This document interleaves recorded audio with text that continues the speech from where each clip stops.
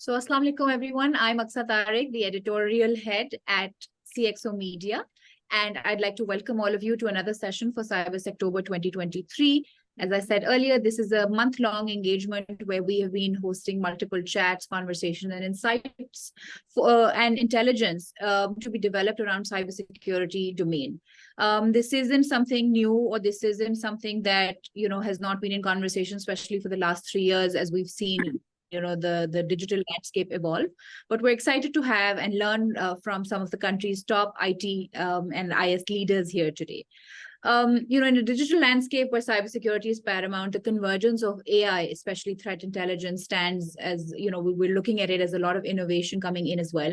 But, while we're navigating the complexity of information security, we are excited to also present a diverse set of industry verticals who will converge to unravel, the intricate interplay of AI and threat intelligence. So please join me in welcoming today our speakers. I'd like to start off with Hafiz Shah. He's the CIO at Sapphire Mills. We have Atif Najm, the CIO at Gatron Nova. We have Kurtullah Nasir, the IT manager at Unilever Pakistan. We have Shahab Sayed, the head of digitalization at Parco. And Mr. Aftab Nihal, he's the head of IT and CIO at Leopard's Courier. So I'm very excited to have this conversation, especially because of the diversity of the group today. I'd like to quickly, dive into the topic, and as we do that, I'd like you to talk a little bit about the work and the current role that you're playing right now. What are we looking at in terms of the development of the InfoSec strategy, and what role are you playing in that, in safeguarding, enterprise assets against emerging threats right now? So Shahab Saab, if we can start with you, and then we'll take a round. Thank you so much, Aksa. So being part of the digital team and the actual driver of this digital team, security is the key element for us. So we are actually enabling organization. We are automating our business processes. We are implementing new stuff like AI, machine learning, natural language processes, right? So blockchain, bot culture in the organization, and RPA, robotic process automation. So when you are moving towards these fancy elements or these new generation elements, exposure to information, exposure to data becomes very critical, because it is now easy to access for any single person as compared to the access of information if I compare around a year or so back. So having a proper security framework, having a proper security team, and having a pure security architecture is really critical. Not for this organization only. In my previous culture, in my experience when I was working for ICI and Pakistan Petroleum, we established those teams, and they are a bit ahead where we are here right now. Exactly. So we established those teams, and eventually it really complement us in the digitalization strategy. So while I'm working on our digital stream, on our digitalization strategy of next 3 years, we in parallel we have a pure security framework. Initially we had only governance team in our bucket, but now we are translating governance team into security and then moving forward. So this is how we are complementing our digital initiatives with the information security team. Thank you. And Hafiz, if we could have you. Yeah, thank you. I think, yes, if I look into this, I believe that awareness is the key. So if you look at the market, the trend was more towards the digital transformation. I think now the trend is going to AI transformation. So every organization is basically looking forward that how they can get benefit out of it. And in a process, I think like many other companies, we are also trying different things to have a sort of efficiency in our business processes. So, for example, if you talk about RPA, so to facilitate the business guys, especially if I talk about the example of accounts department. So whenever they are putting the invoices in the system, in any ERP system, they have to publish it to the FPR portal as well for the tax purposes, right? So this is something that we are working on to automate it, because there is bulk of data and a user has to, input the data into an ERP system, and then he has to duplicate the effort as well. So I think, and this is important. So why I'm saying awareness is good, because just so it's good to know about tools and platforms and generative AI, but unless you don't see a use case, unless you don't witness it, saying is believing. So I think that is a good way to get people buy-in. And also when you talk about information security or cyber security, I think it's a specialization, and the organization need to understand that they need to have a separate team with dedicated people working on it. It's a continuous thing. It's not one time shot. Like any a non-technical guy, he would believe that I will just invest into something, it will process it, and the output is coming. It's not like that. It's the proper I would say a section in, or a department in IT that needs to be there. But awareness through use cases, I think that should be the target. Thank you. So Atif Saab or Aftab Saab, any one of you would like to go first? Okay. Aftab Saab, you go first, please. Thank you. Sure. Thank you, Aksa, for providing me the opportunity. Actually, I will go a bit starting from my career. I've started from Unilever, Pakistan. I've spent 7 years there, and then I went to National Bank as a vice president for at least 1.5 years. Then I switched to IFCO. IFCO is a Dubai-based company. It's one of the biggest GCC in the entire GCC group. They have biggest distribution setup. So luckily, I did a number of digitalization transformation and moving from a legacy system to state-of-the-art applications. Like my last role was to implement SAP S/4HANA, cloud-based Fury, where I actually worked for not only for Pakistan, I was change catalyst manager also. So I had the opportunity to work for Pakistan as well as for the rest of other countries. So yes, at that time, we have actually executed GRC, governance, risk and compliance, where we have a tough call for as far as the business is concerned, as far as the mindset of the individuals are concerned, and to transform from a legacy to a state-of-the-art applications concerned.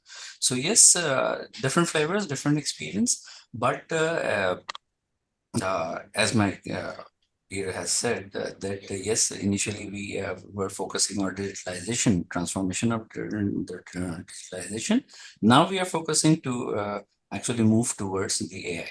But we have to actually understand one thing which is very, very important, that we have to balance between the human resources as well as the technology. Because you see, you have to take both at the same time. Because yes, technology is there, but you have to see what you actually need to adopt with respect to your business and with respect to your muscles. So let me give you an example of the Leopard.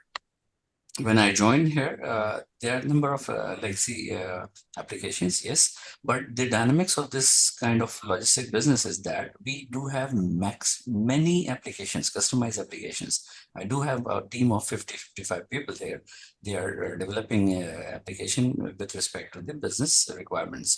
So this is one of the area where we have to see the security and compliance, because the data is huge, humongous data is there, but we have to focus on the security part.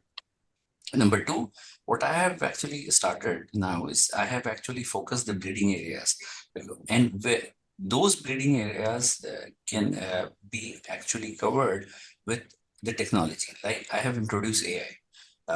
Let me give you an example. The rider goes to for the delivery, and he normally comes back. Whether he delivers or not, he will come back at the evening time, and damages are there, losses are there, and the return parameter is there. Like he normally comes after 9 hours. So what I did is I have introduced AI there. This is called debriefing exercise, where the losses are limited now. We have minimized the losses, number one. Number two, the robotic call is automatically triggered to the customer or the shipper or the consumer. So if there's a fake call, if there's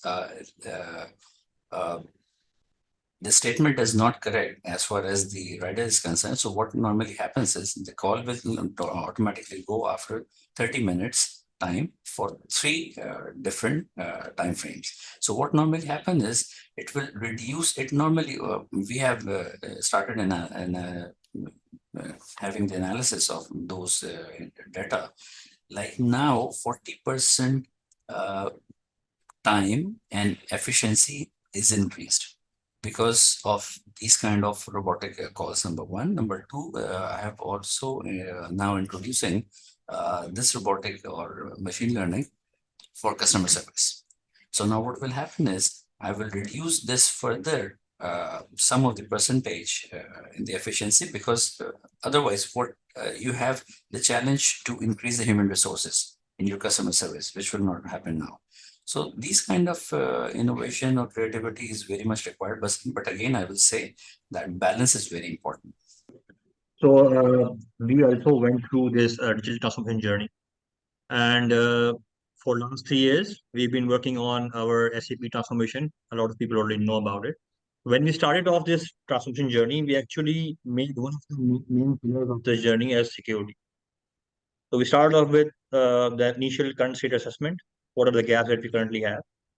And we believe that it is really important to embed this security part into your transformation journey instead of having a separate, team or separate initiative for it. Because as you build on your journey, as you design the new processes, you need to make sure that the security element is already taken care of.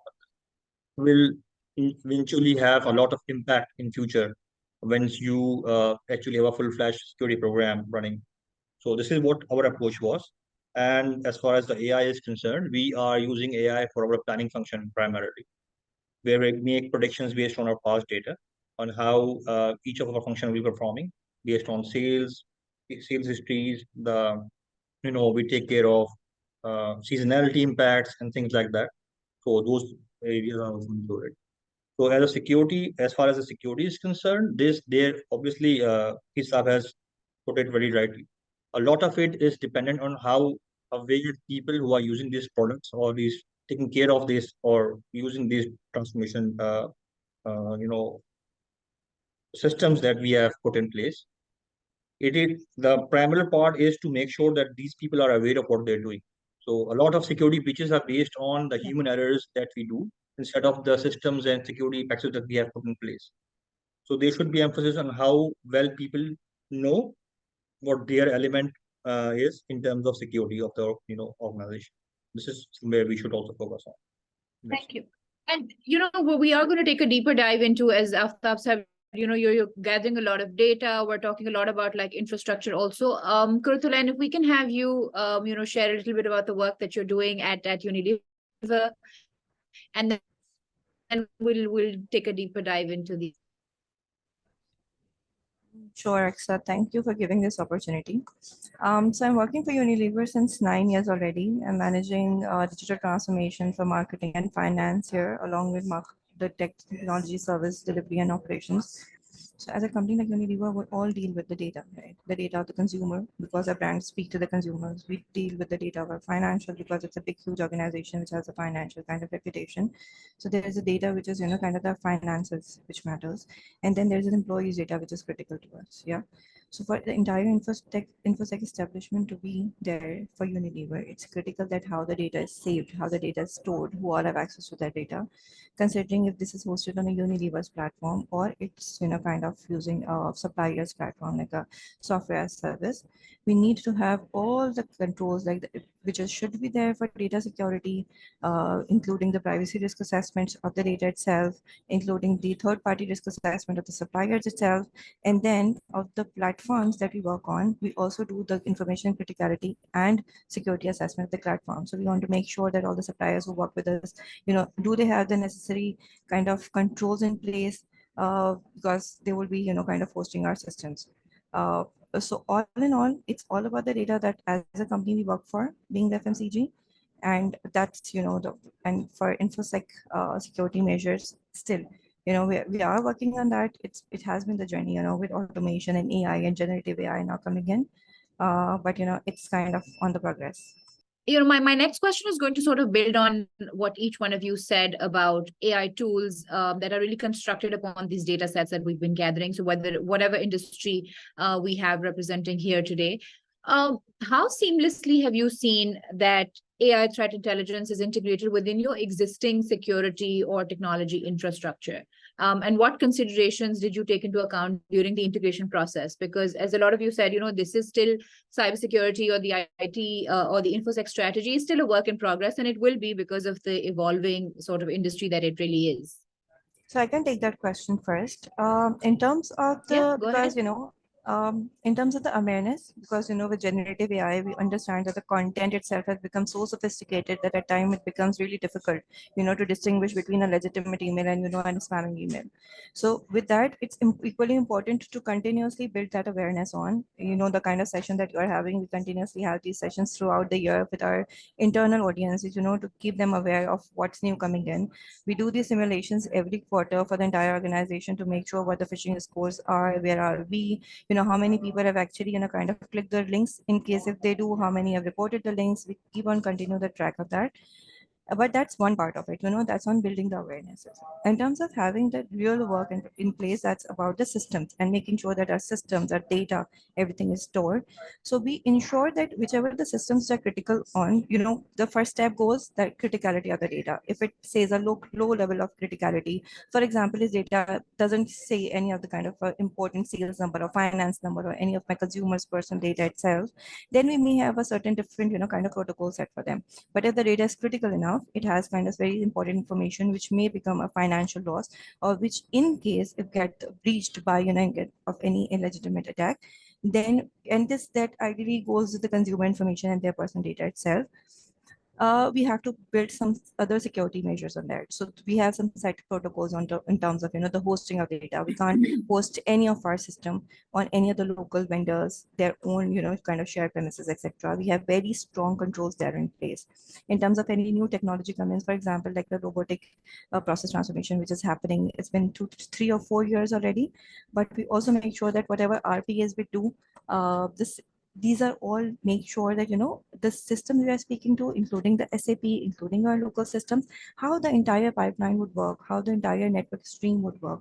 The network in which we sit in and the network which we are operating in, this entire network is secure. So we have a lot of firewalls, a lot of, kind of that redundancy mechanism being built to them. So in case, if any of our user, in case click on any of the link, for example, or download any kind of the file from social media unintentionally, maybe, we are able to highlight it within next 5 to 10 seconds. And the IDs are blocked and the laptops are blocked for that. Yeah. So it's important that with this, kind of the evolving generation that we are in, equal conscious effort has to be made on terms of security. And this is getting like, kind of a big, I would say, for every company we are working on that deals with technology. This is going to be a really big bet for the next few years to come in. Absolutely. Shahab Saab, can we have your comments on this? You also talked briefly about the infrastructure and, the integration, because of course you're looking at the digitalization of a large organization, but of course there are lots of, small pieces that you have to put together. Sure. So I start around 15 years back when we started this information security journey. And we started with the GRC and then moved towards the information security side. We first took the initiative of next generation antiviruses. We first enabled our endpoints to be mature enough to resist against any new threat. Then we moved towards the first SIEM deployment, which was Logarithm. It was the first SIEM deployment in oil and gas, and it was only responsible to detect and alert any malware, any threat in the infrastructure, in the network. So we have firewalls, we have switches, we have router, we have all the traditional infrastructure in our industry. But what about the detection, runtime detection, their correlation, right? So SIEM was pretty good for us. But I witnessed, I don't know if it is a good declaration or not, but I witnessed 3 ransomware attacks till date now. And in one of those attacks, Hafiz is smiling. He was the crime partner with me.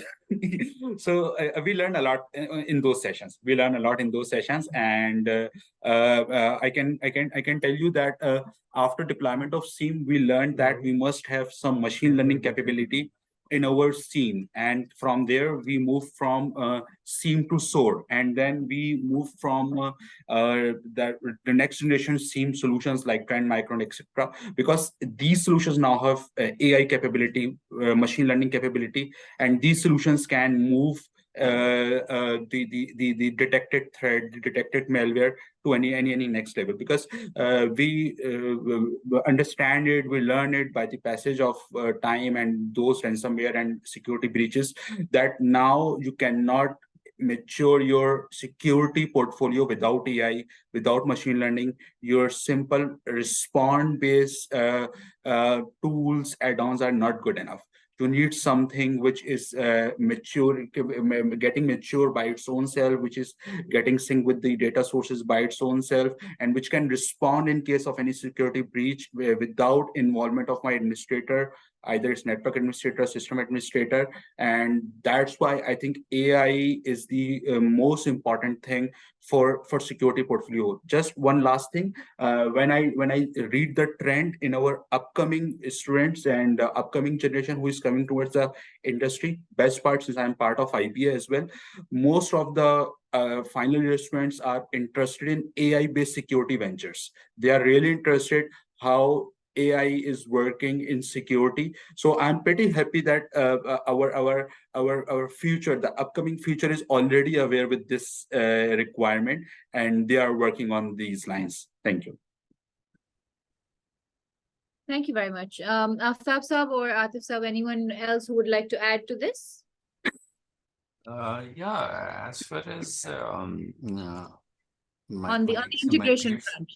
yeah. Yes. Actually, you see, integration is very important with respect to, because you see what normally happens is we do have a number of hardwares available, and we have plotted, and we have actually waiting for the right time, waiting for the attack to be done. So actually reactive versus proactive is key nowadays, because for AI, you have to be proactive. You have to foresee the attack or these kind of suspect activities before it happens. So normally what happens is, yes, we do have number of routers, switches, firewall, XYZ, but you never know when this kind of attack will happen. So we should not wait. Rather, we should now, this is the right time to involve machine learning, AI, new technologies, and we have to be on top of all these applications or tools.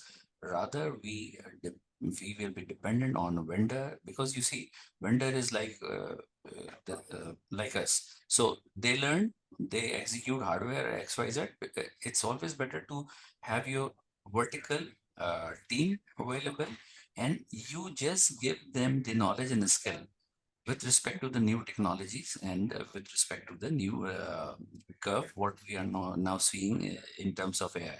So yes, what I have done in my this company, I have started creating a vertical team.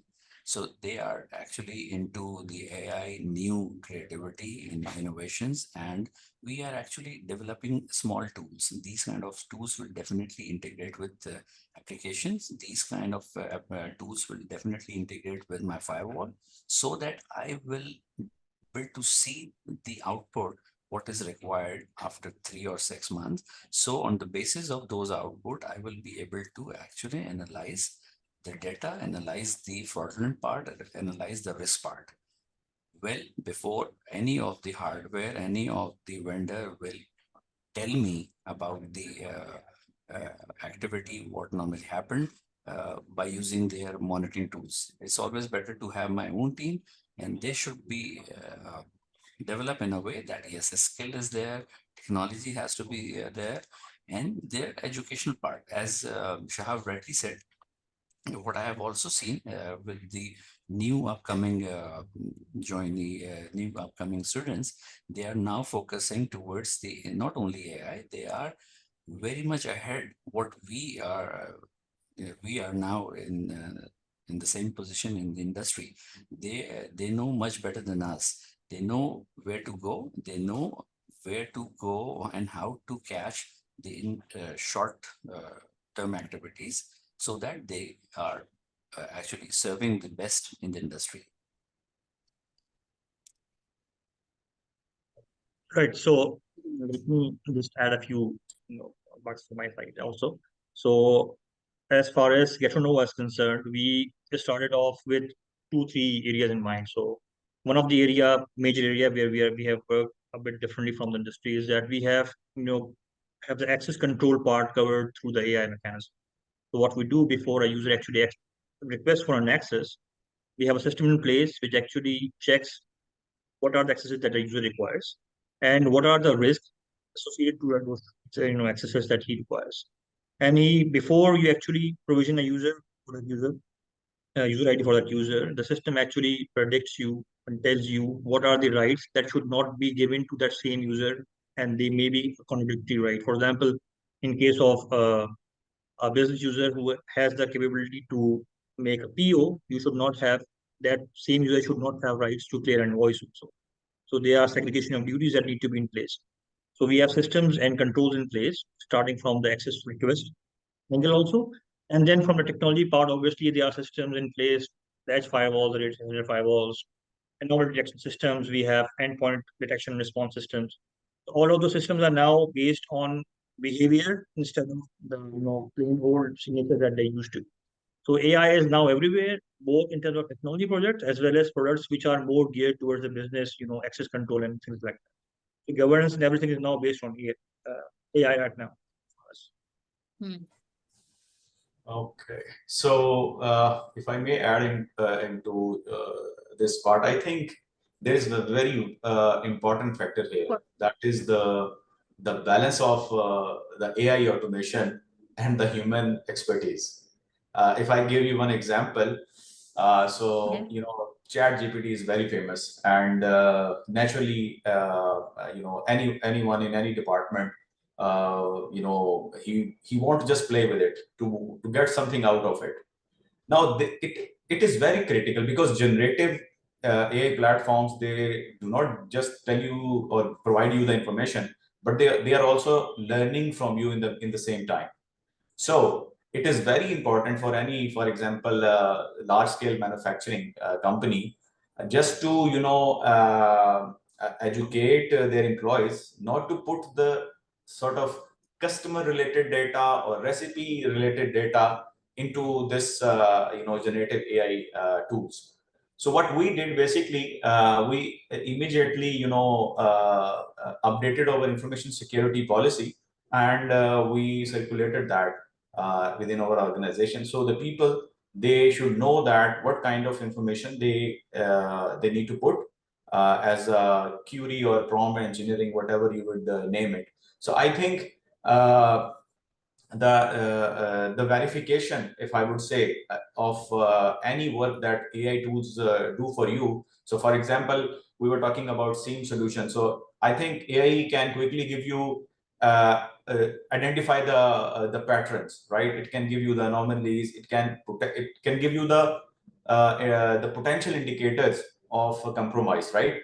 But I think they cannot take the decision. So yeah, for some part, I think AI is a bit mature now, that I will not say it is at its initial state, right? It is in the mid that it can take some actions, but I think it is all about initial analysis done by AI that can do the initial analysis and provide you the information.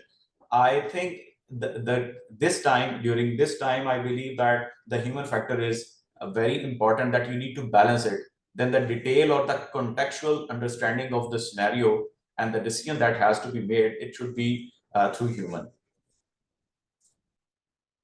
Absolutely. That was going to be my next question, but I'm going to take a little pause here and welcome Mr. Shafkat Niaz. He is the head of IT operations and infrastructure at Nishat Mills. So welcome, and we'll catch you up on the conversation we're having on AI integration on the InfoSec strategy for mixed industries, because we have a very diverse mix. And Hafizab, you picked a very important point, which was going to be my next question on, the balance of automation and human expertise, right? So given the critical nature of threat intelligence and how that has evolved, how are we as organizations looking at striking that balance between leveraging AI automation, so making good use of it with the data that's coming into our organizations, but also relying on human expertise of, human security professionals in your organizations?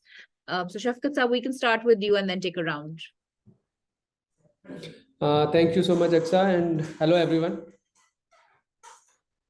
Actually, as far as AI is concerned in the production environment, right now, my partner is saying that AI can produce a lot of work, which can replace human efforts as well.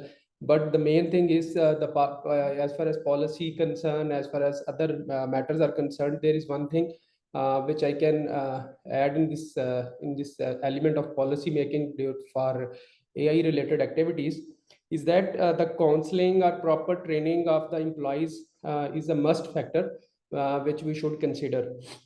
Say we make some policy regarding our cybersecurity segment, but the circulation of this security policy could not affect if everyone of or every individual can understand how critical their part is as well. So in my point of view, we should consider also this element as well. And your next question, please, what you saying that? So my next question was on the integration, right? On looking at human, relying on human intelligence versus, artificial intelligence, and the integration when we're looking at InfoSec strategy for organizations. Okay. Human intelligence is much critical as far as decision making in by using AI tools. Say AI tools can predict, can show some kind of a picture of their data, their some insight of the what's going on in your infrastructure, your data side. But the strategical decisions or some policy making decisions which you need to take is definitely from human factor. I think AI is a very additive and very positive tool which can help human to have to decide much more better things on this cybersecurity threats.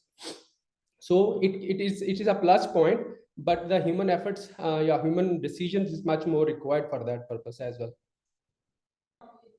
Thank you. And can I have Shahab Saab or Hafiz Saab, take forward the conversation on the integration between human and AI, and especially now that we're looking at a generative AI model that's really coming into and flowing into organizations.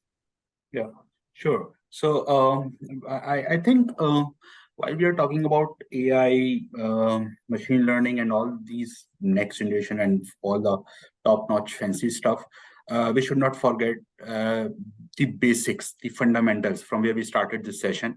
Because as I just mentioned, the 3 attacks which I witnessed till date, all 3 were because of the very basic fundamental mistake of humans. So we are talking about badi baatein, AI, next generation, machine learning, right? But one of my administrator put his admin password on desktop, and it causes one of the energy company to get breached all the way. I don't want to take the name.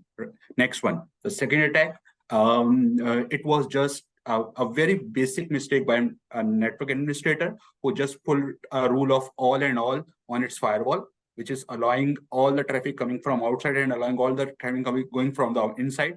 And it actually just collapsed all the software and production line of that organization.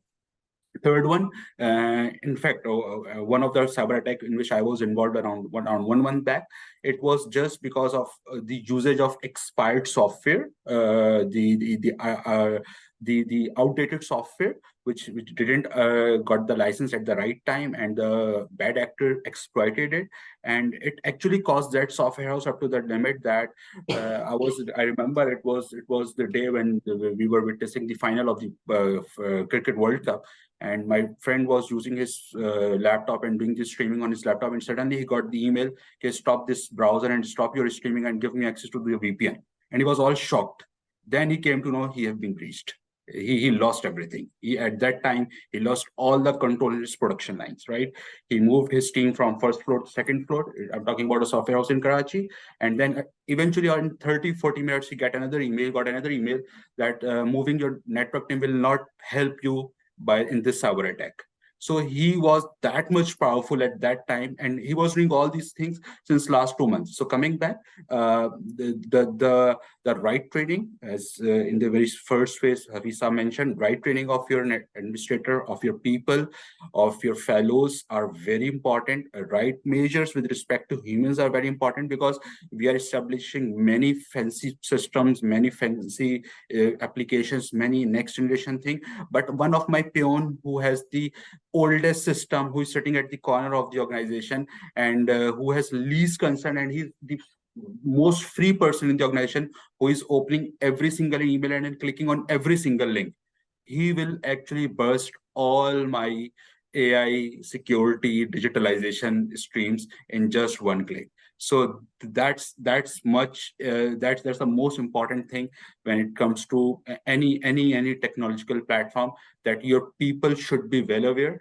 your organization should be mature enough to adopt these things, because right now in our society, in our country, people are adopting and talking about these things because they are in fashion, right? Apologies if I sound a lot about like a devil, but this is how it is, right? We are doing events on these things, we are doing sessions on these things, but at the root level, at the grassroots level, we are not focusing, and this could create a lot of mess for any organization. So I think we should be very focused with respect to our people, policies, procedure, and the fundamental of the technology layer. Thank you. I think that was an excellent response to that. Is there anyone who would like to add to this, or I'll move to the next question? I will add something. Rightly said by all the individuals. You see, one thing which is very important, we have to understand, AI can drive efficiency. They cannot replace the empathy and the connection of human beings to the workplace. This is very important to understand. As I said earlier, we have to understand and we have to see the balance between human and technology. As rightly said by Shahab, that yes, we are missing the grassroots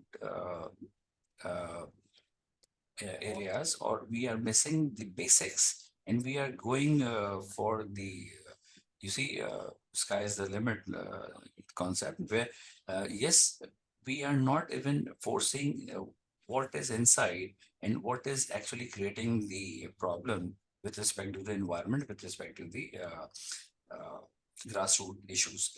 Secondly, one thing which is very, very important again is, yes, training is one of the factor, one of the core area where you have to train your individual with the ethics, what you need to use or what you are not supposed to touch. Secondly, this is also very important for humans, that because you see, human actually balance the values, not the technology.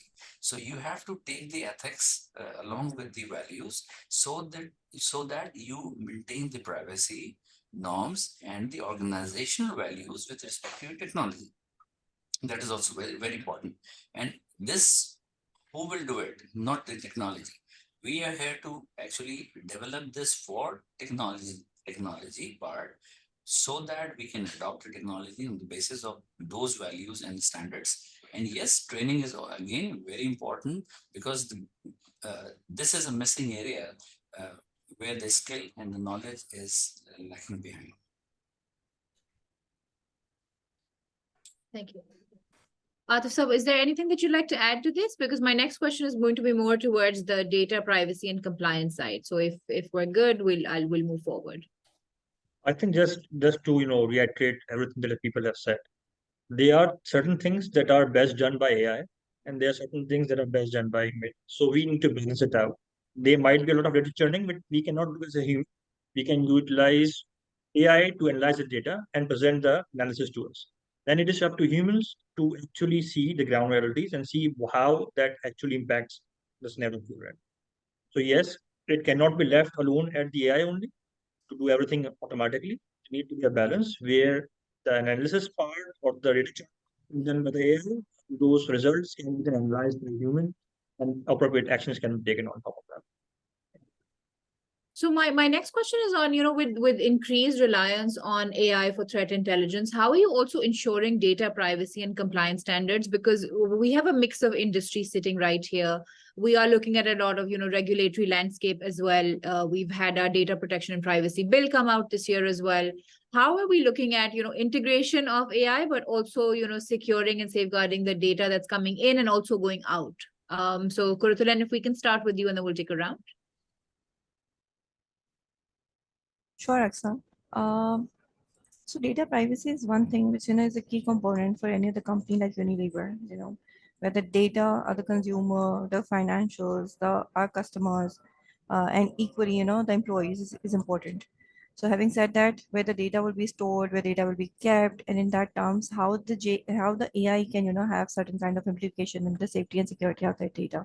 So, but what Shahab Saab has mentioned was rightly said. We have to clean the basics, and we have to make sure that every component at a basic level is fit so that the threats could be minimized. And this happens in a lot of states because I could say that it's a privilege of working at a company which has all the global mandated set for itself. Yeah, so the chances of localization of, or in terms of, building some local setup on network or building some local firewalls or having somebody sitting with an idle laptop which is not connected to a network, or in case if it's connected to a network, but not having the right security systems and policies on place. This is like the chances of having it is minimal in a company that operates on all the global standards. So although Pakistan doesn't operate on GDPR, but from the legal perspective and the data compliance perspective, Unilever all across the globe has to follow the GDPR compliances. Yeah, so we cannot move ahead with certain, kind of protocols of hosting the data outside of Pakistan, or in case of data of any of the consumer or the system has to be stored out of the Pakistan. We have to take all the security risks measures and the geographically accepted locations only to ensure, where the data can be kept. And likewise, in case of any breach happens, so this is something which you cannot avoid. Yeah, even Apple has got the 0-day vulnerabilities, but the right intent is to make sure that whenever it happens, how quickly are you able to fix it? Yeah, so these are the things, and threats will be there. This is an evolving era. We are on technology era. This will keep on evolving. Microsoft launching the Copilot, Gen AI, ChatGPT going on a version 4. Every new technology comes in, and people are adapting to it because it's making the life of the people easy. Yeah, we definitely, nobody wants to write down those 20 or 200 lines of the emails, and we ask ChatGPT to write that email for us. Yeah, so we are making our lives easy. And likewise for Microsoft Copilot, the promises, it's kind of having it's like immense. Yeah. People are waiting for it to happen. But with that, we also have to make sure that what we can do, we have to, like the Aftab Saab said, we have to make sure that our people are aware. We need to make those right set of policies, practices in place, in terms of the accessing that system, the infrastructure, having the right set of people, the right set of consultant, the right set of technical people in place to make sure that we are having the hold.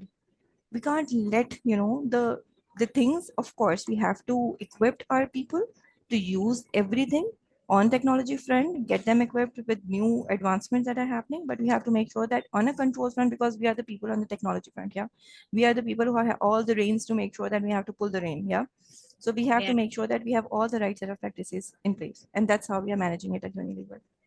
Thank you. Thank you. Hafiza, I'll move towards you, and I'll ask you about the data and privacy side as well. Manufacturing and mixed industries often have a unique sort of set of cybersecurity challenges. So how do you also think that AI threat intelligence has been tailored, to address these specific challenges in your sectors? Well, I would not say that it has much been tailored so far, but I can share with you the challenges. So working in our industry in particular, so there are many vendors working on in small portions. So they are, for example, someone is maybe only working on the giving you the efficiency of the production line, right? Someone is giving you solutions for barcoding and doing the tracking of the materials, etc. So what is happening? They are coming up. They are most of the times what I believe in Pakistan, if you talk about in particular. So most of the organizations, they are like startups, right? They have ideas. They're not very well known. So they will come to you and they will tell you that, okay, we can do a POC free of cost. Even the hardware is required. We will put it for one production line, and then you can test it for over a period of time, and then we can get into real business. But I see a lot of challenge there, because I am exposing my network. I am giving space to someone, right, who does not have a mature application. And even if he is not the one, then maybe some other one who can get, use of it. Like, I think everyone will agree. Unfortunately, I think human is the easy target, right? Yeah, that's a bitter reality, but I think a lot of challenges there. But I think the organization like us can navigate the delicate balance, basically between leveraging the AI for threat intelligence and maintaining stringent data policy or privacy and compliance standards. And I think the updates are being happening. So if I relate it to the data, for example, so 7 or 8 years back, when I was working in Middle East, the world was moving towards cloud, right? So there were applications or platforms that give you this facility, but after working a lot on the feasibility of on a project, we got to know that the government is not allowing any local data to be hosted on the servers in available in the US or any other region, right? So that's why I think keep yourself updated about the regulations and different standards. I think it's very important. Regularly doing audits and assessment is equally important. So what I did initially when I joined this organization a couple of years back was doing, I thought that let me see, I mean, what is my health status? So then I can take any action, you know what I mean? So then obviously we did some audits, and then we get a plan that how we will, proceed further with the implementation of controls and, regulation, follow the regulations as well. Thank you. Thank you very much. Aftab sir, we'll move towards you, and then Atif sir. I just want to add one more thing, which is very important, I guess, and that is related to the data protection policy. Because you see, in the corporate world, where we actually we are targeting, and we desperately want business to come in Pakistan. So we have to have a flexible corporate protection policy. It should be a user friendly rather than it is something which is very rigid, because I have seen the draft. So I had the opportunity to see the draft. So it is very, very difficult to engage corporate, or it is very difficult to ask someone to invest in Pakistan, because this is very, very important. You see, we have to be flexible. Yes, policy has to be there. Regulatory bodies has to impose whatever the requirement is, but we are supposed to be flexible enough so that people are, they are more towards adopting the technology. As far as the leopard is concerned, I am using two of the areas. Like one, as I've said earlier, one is pure customized developed application by my own team, where I am very much sure that data privacy data is there with me. Number two, I'm also, I have involved Amazon, I have involved Azure, I have involved Huawei, where the cloud application is yes, because in logistic, e-commerce is my bread and butter. So the e-commerce platform, I'm using Amazon as well as Huawei. So yes, in some of the areas, I'm compromising with the data, but yes, I have already taken whatever the actually steps need to be covered for the security threats are concerned. this is very important to be flexible. This is very important to see yes, this is one of the area which is challenging is startups. Yes, they do have ideas, but we don't have any other choices left, because you have to have an innovation and creativity, and these kind of innovation and creativity will definitely come from a startup or someone who has the ideas only. They don't have the muscles for the commercial part or the financial areas, but they have the ideas. You can adopt those ideas and develop by your own self. Rather, if you are not flexible, giving them the concept or giving them the control of your data. So Yeah. we have to see, again, the balance is very important to see. Thank you. And Atif sir, would you like to add something on, we talked earlier about the unique industry challenges that are posed to specific sectors when it comes to AI threat intelligence, and if at all it has been tailored to address those.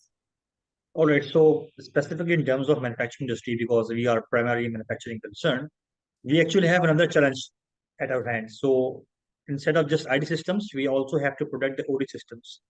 And unfortunately, as of today, the OT system security is not to the mark. It's not very mature. So we are actually on a very basic fundamental level in terms of when it comes to OT security. And that OT security is a specific challenge that the manufacturing industry faces in terms of security.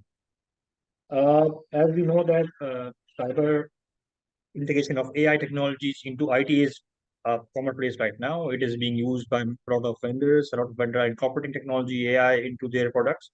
But in terms of OT, we are still very basic. They can be bespoke systems tailored to your requirements. But again, as Hafiz Saab said, those people who actually come to you and tell you that they can actually build a solution which can incorporate AI into your cybersecurity area actually don't have the experience as skill set at at the moment. So what they will do, they will come to you, they will take your data, ask your questions, and then build upon it. And you cannot actually give your production data or production systems to experiments. So you have to balance the risk actually. So this is the dilemma right now.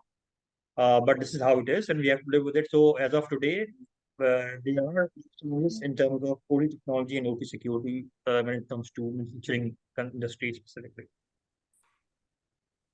So Shafkat Saab, would you like to add something to this on the industry specific or tailor-made solutions specific to this industry?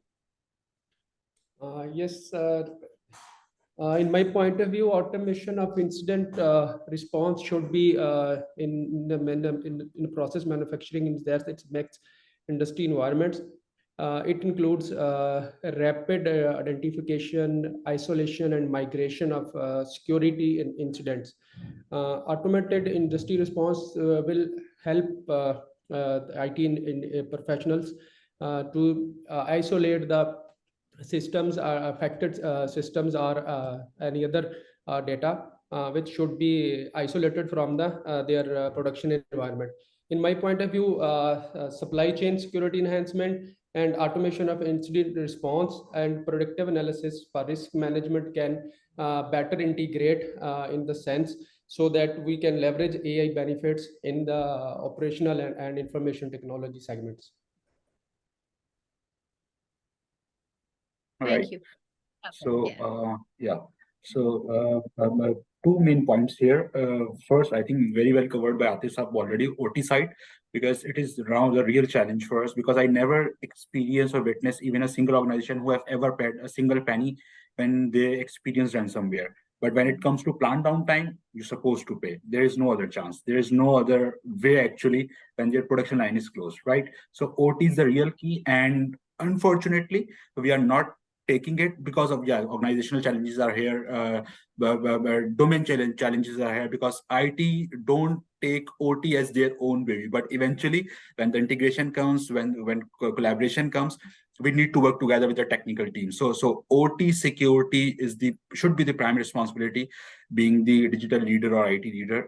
Second is what we experienced, that we are very focused towards the data security, but when we experience the cyber attack and data breaches, we experience that the bad actor first attack your passive line, your backups, right? So what about their security? What about their preservation? Because I also learned in that experience that that actor didn't touch my production systems at the first place. He first destroyed my backup lines, right? He first destroyed all my backups, and then he came to my production systems and start working with them. So preservation of backups, plus since we are moving towards cloud very fastly, so what about data preservation and your data strategy on cloud, data preservation and data security strategy on cloud? Because globally we are moving towards cloud. So we are very focused with when it comes to litigation hold, in place hold, data retention policies. I'm in oil and gas domain. Fortunately, we don't have any framework which we supposed to follow, like PEPRA or like GDPR or anything like that. But looking forward, I'm assuming that there must be some framework, there must be some centralized policy for oil and gas, which we should follow. And to gear up our own self, I think these are the measures we should take very seriously. Thank you very much. Kurtulan, is there anything you'd like to add on the tailor-made solutions specific to your industry? So Aksa, we actually don't opt for any such solutions, which are not fitting in well in the business processes, because the system altogether is SAP, and then the sales system or the finance system or the supply chain, the works, everything is, kind of something which is adapted by SAP itself. Yeah, so we don't go for a lot of tailor-made solutions locally, but in case if we have to, so for example, if there's a local requirement of having a payroll system, which generally doesn't come and the global workday is not sufficing all the requirements. So for those systems, we, in case if we induct any other local agency, we first have to make sure that, they capture they have the good presence itself, and the solution which they are offering to us, it's not something which they might have created for banks and now they are, kind of setting it to an FMCG. So we also do that benchmarking and cross-checking of those systems as well. But yes, for local requirements, we do get the localized systems. However, it's important again, to make sure that the basics are clear. So, having all the pre-checks there in terms of the data privacy assessment, in terms of the vendor suppliers assessment, in terms of having the information, its criticalities assessment. So which level of criticality does the information falls in, and which servers or the systems or, the global clouds they should be, kind of residing on. So, yeah. Thank you. So my last sort of two questions would be, but I'm going to rope them in together so that we can do a quick round with all of you, is how do you foster collaboration and information sharing within your industry verticals, and also as an industry, that's some place that we also sort of play a role in, but to collectively really strengthen cybersecurity defenses, whether it is using AI threat intelligence, whether it is making better use of the human capital that we all have in our organizations. So what are some strategies that might have worked for you in terms of that collaboration and information sharing? So anyone, I'll open the floor. So Shahab, we can start with you and then we'll take a round. Sure, thank you. So what we did in our organization, we started for organization maturity, for people maturity, we started with the roadshows. We did roadshows on every single site for every single user. In my past experiences, we did the information security drills for every single employee, in which in the simulation simulation environment, we actually try to breach the security of single employee and see what is their information security maturity.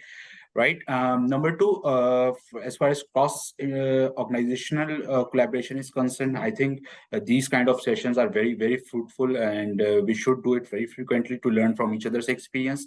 As far as academia is concerned, since I'm a very small part of academia as well, so I normally try to invite the information security specialist and people who have experienced the information security scenarios, incidents, events in the first hand, and they did something hands-on in those experiences, because it's very important not to hide completely the security incident, but to share it as well.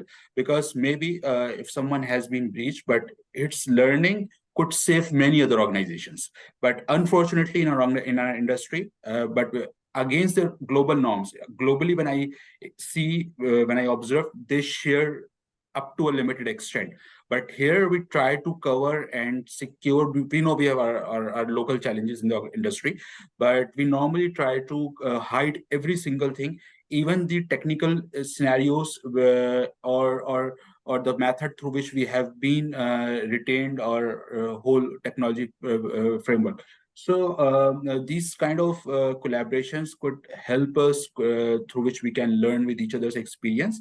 And one more thing, one last thing, in fact, I really want and request every industry leader, since many seasoned industry gurus are here in this session, to go back to the people in academia who are actually trying to looking for their future in this domain, because they don't know how to move towards information security, how to move towards AI-based information security or digitalization. And being a person who's sitting in industry, we should take this initiative and bring them on board and gear them up for upcoming challenges. Thank you. How you introduce us in the education side, we will definitely go. Sir, I'm up. More than welcome. Yeah. Please be my guest So speaker in my next session. one part of CyberSectober is, by the way, going to universities, because without that, everyone talks about so much about talent. And I know that if I would have floated that question on talent, it would have been another hour-long session. So I'm not going to go there, but we will definitely, take you to universities, because that's really important in terms of grooming in the next sort of lot, that especially the ones who are more adaptive towards generative AI. So reversing that for in terms of how the organizations need to restructure. So well, anyway, over to you, Aftab sir. Yeah, let me add again with the conversation what we had with Shah. Actually, you see, I also engaged myself a long time back with different universities as a speaker.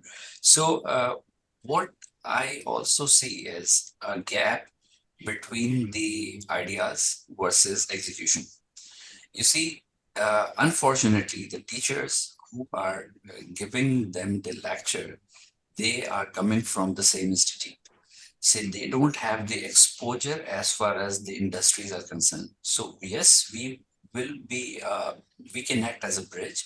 We have to actually give them the support in terms of the discussion point of view, in terms of how to go forward with respect to the technology part, with respect to the areas where they can focus more and they can grasp the jobs as well as the business, whatever they want to actually start with. Because the ideas, yes, are there. We have to give them plan for execution. Number one, that is very important. And Shahab, I'm always there to actually go and give them insight. And again, coming back to your question, you see, what I have started here, we have given different short flavors in a way that we pop up different, like using Active Directory. We normally have different small sessions with the different functions where we actually give them the insight, okay, what will happen if you do or don't. So on both the sides have we normally actually share with them. And I have also engaged HR with them so that HR can see the skill level, HR can see the potential with respect to the individuals. And on the basis of that, as I said earlier, I was also part of change management in my last company. So I had that flavor also. So how to go forward, how to engage people, whether they are skilled people, they are not skilled people, whether they are from third party or whether they are from a company or employees. So this is very important to give them insight every day, like you see, because sometimes a small mistake have a very huge impact.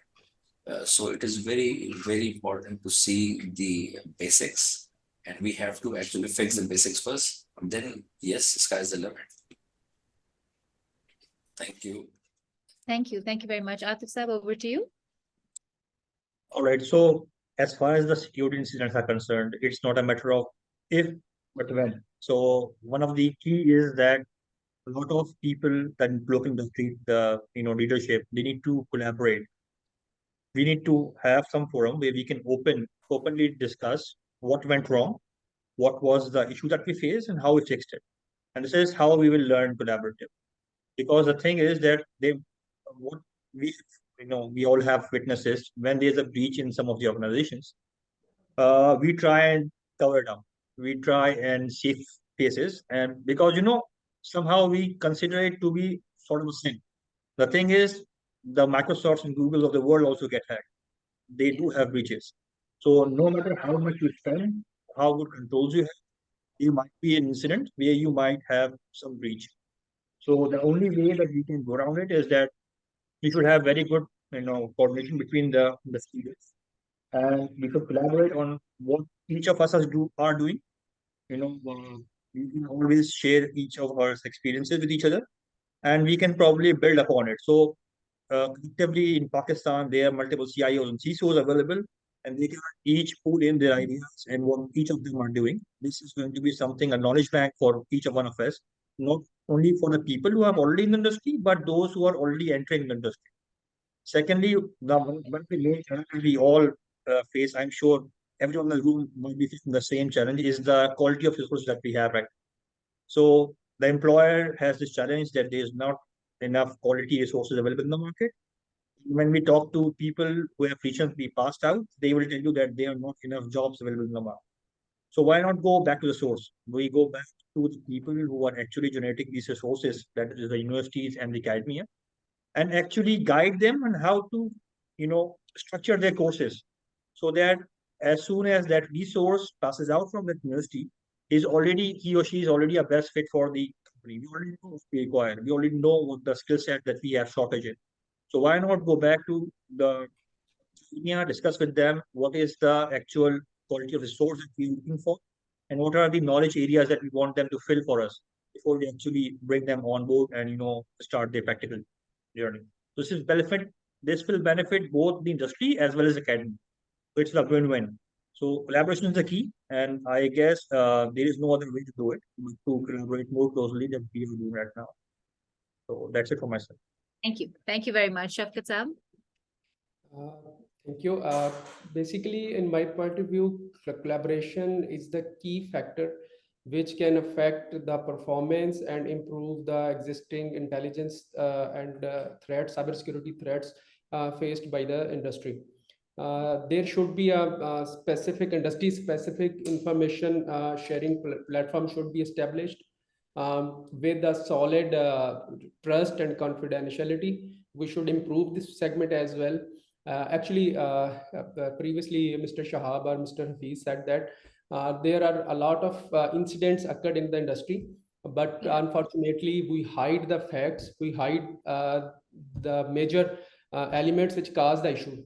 So there should be a platform where we regularly share the information, the upgrades if we implemented in our systems, the internationally known issues we are facing in our scenario, particularly in Pakistan. So that's way we can not eliminate, we can reduce the challenges, we can reduce the cyber threats facing in our particular industry. There should also be industry specific and cross industry specific platforms which should integrate and collaborate with themselves so that they can improve their databases and their skill sets to handle such incidents. Thank you. Thank you very much. Kurtulai, anything from your end? Yes, I think all the gentlemen have covered it really well. Collaboration is important, Aksa. Collaboration within the organization, company-wide within the organization itself, cross-industry collaboration, and likewise, it's the reinforcement within the organization on the standard itself is important. Everyone is aware of what it is, but the constant reinforcement and the reminders, it's very important to have that built on. Thank you. Thank you very much. My last question was going to be on the future outlook, but I think, just looking at the commitment to collaborate and information sharing within our industry verticals is a powerful testament to, our collective dedication to really fortifying, cybersecurity defenses today. If there's any closing comment from either of you, we'll take that now. So I Anyone? think this is like a really good session, very collaborative. Though I haven't expected, this much, kind of information coming in. But I think all the gentlemen have covered their own aspects really well, and looking forward to having more such sessions. So thank you for Absolutely. everything, man. Yeah, please do it in a regular session Yeah, forums. definitely. And thank Virtual you. is always good. You see, yes, we can limit the time and we can have a great discussion, and we can also have different topics, not only IT. Absolutely. It could Yeah. be any topic with where we can. Yes, we will have effort then just to integrate with technology. Yeah. You can choose any of the topic. We can integrate it with technology and give the solution if we. That's something that I always, when I'm introducing myself, I say, I got into tech quite by accident, but now tech is everything. So anything you pick up, tech really is the backbone of it, right? So at any conversation that we have, I think we bring in technology. I think it's become like part of our DNA now. Yeah. Sure. Yeah. All right. So as we conclude this very insightful session, I'd like to, firstly, of course, thank all our panelists for today. It's clear that, the integration of AI threat intelligence into our existing cybersecurity or technology infrastructure frameworks, it demands that delicate balance between seamless technology integration and the value of the expertise that human professionals bring in, right? But the challenges, that are unique to manufacturing, FMCG, mixed industries, they do require tailored solutions. So I think it's inspiring to see how AI has been harnessed to address these complexities, but there's a lot more work. This is still going to be a work in progress for the next few years as we see. But in this ever-evolving landscape of data privacy and compliance, our discussions also emphasized on the importance of maintaining those high standards. So we have global standards that we can, of course, bring in and replicate within our organizations. And of course, once again, the collaborative effort and knowledge sharing that we've seen within this session, we hope to expand that to larger audiences as well. So thank you once again for being a part of CyberSectober 2023. We'll conclude the session, and Allah Hafiz. Thank you. Allah Hafiz. Thank you. Thank you, doctor.